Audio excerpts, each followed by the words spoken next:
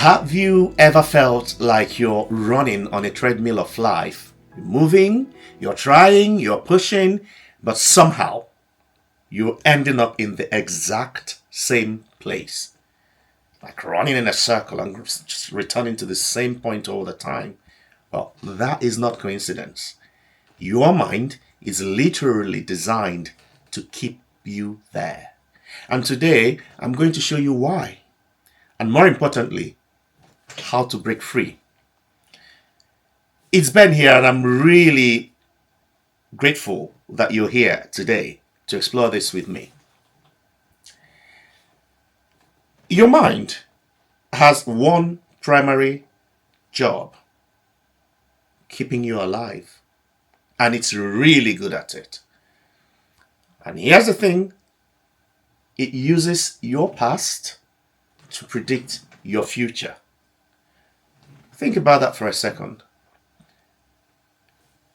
Every experience, every pattern, every habit that you formed, they're all just your mind's way of saying, hey, this worked before, let's keep doing it.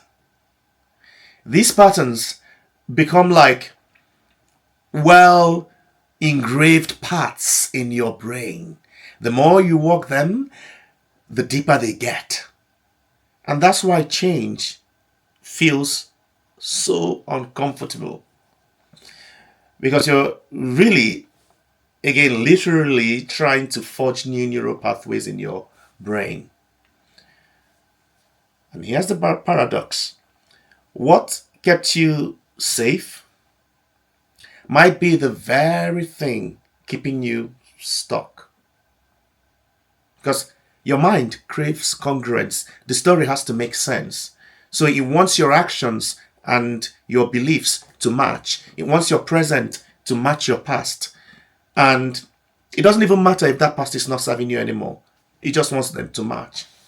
So if we think about this like living in a box or having this box, and this box served as your little hiding place some time ago, maybe in childhood. So it's made up of all your beliefs, your patterns, your I can'ts, your I'm not good enoughs. And you might feel really uncomfortable in there. But then again, at least it's familiar, right? So you keep returning to it.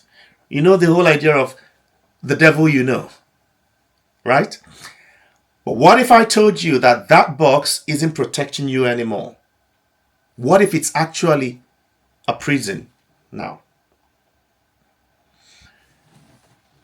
In psychology, there's a concept called cognitive dissonance theory. You might have heard that before. And this is where your actions don't match your beliefs.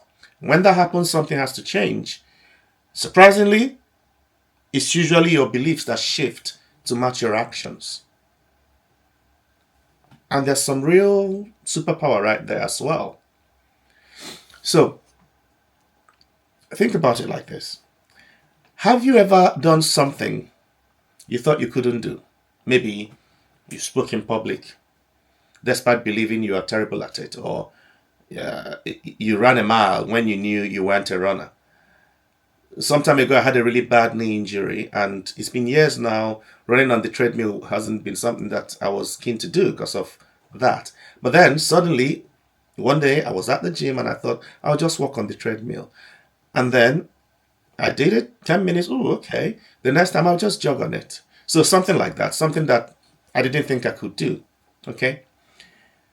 What happened next? Well, in that moment, the mind immediately tries to update whatever story it has about you. Because now it has another evidence that contradicted the old beliefs. So whereas I had that belief of I don't do treadmill, that belief changed because of my action. So here's how we break free from this very rather claustrophobic entrapping box. And you can do this on your own, but I'll talk us through it as well, right? So the first thing is notice your box. So right now, think about your very familiar stories about yourself. What stories do you keep telling yourself? What patterns keep repeating? Just think, see what pops up. When you do this on your own, you can write them down. It's really important to get them out of your head and onto paper.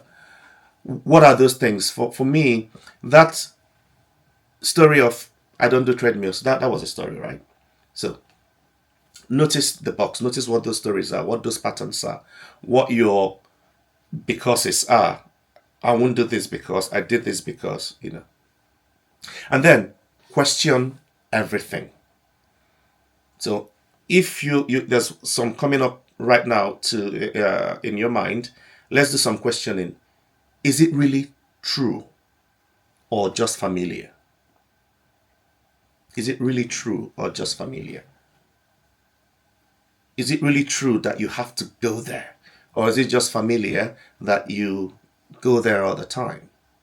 Is it really true that you have to say that thing? Or is it just familiar? Is it really true that you have to beat yourself up that way? Or is it just familiar? So is it really true or just familiar? Who would you be without this belief?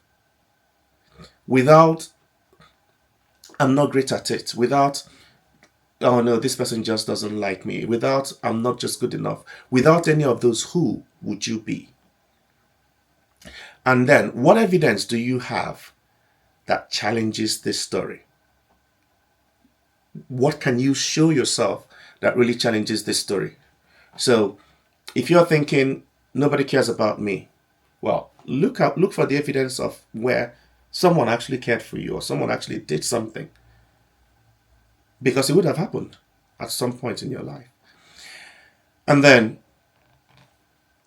the next thing we're going to do is we're going to take small steps. So this is not about demolishing the box all at once. No, remember that box was doing something, and if you demolish it all at once, it's like you're demolishing a core part of your identity. So that's not what the whole idea is. No, it's about changing what's going on there, starting with one small action that challenges your current story, and let your actions lead the way.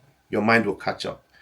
In another video, I talked about how confidence comes from action, not the other way around. And it's exactly the same thing here. Based on what we now know, when I said it was a superpower with what I mentioned in the cognitive dissonance theory. Well, here it is. Because when you start to do something, all you need is just a little consistency. Your mind will catch up and update your belief. In an earlier video as well, I talked about little steps, how you can become good at finishing stuff by just finishing little seemingly mundane things. But when you do that, you let your brain, you say to yourself, I finish things, because then that helps rewire that identity. This is, again, exactly what we're talking about here. So let your actions lead the way. Your mind will catch up. Your brain is incredibly adaptable. And this is something called neuroplasticity.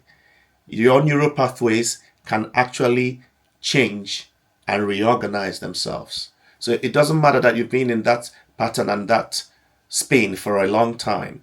The moment you start now to let those little actions lead the way, your brain will recognize and reorganize and change. And here's the key. Your brain does not change through thinking differently as much as it changes through doing differently. Well, Ben, do you mean we can't change by thinking positively or thinking differently? Yes, you can change only if you match that thinking with action. Because as we established, if what you're thinking, the story in your head, doesn't match what you're doing, your brain is going to update your belief based on what you're doing. So by doing differently, you start to make those changes in your brain. And every small step you take is a signal to your mind saying, hey, I'm not what I used to be. I'm not who I used to be. I'm growing. I'm changing. So your mind wants to keep you safe, and that's perfectly okay. You thank your mind for trying to protect you. And then you remind yourself, you weren't born to just survive. You were born to thrive, to grow, to become more than you've been before. So, What I would like you to do right now, if you would, is in the comments below, just share one small action you can take today that challenges your current story. Something that makes your mind go, wait, that's not like me. Because that's exactly how we begin to rewrite who you are. So remember, every great story has moments where the hero steps into the unknown. This is your moment. Take that step.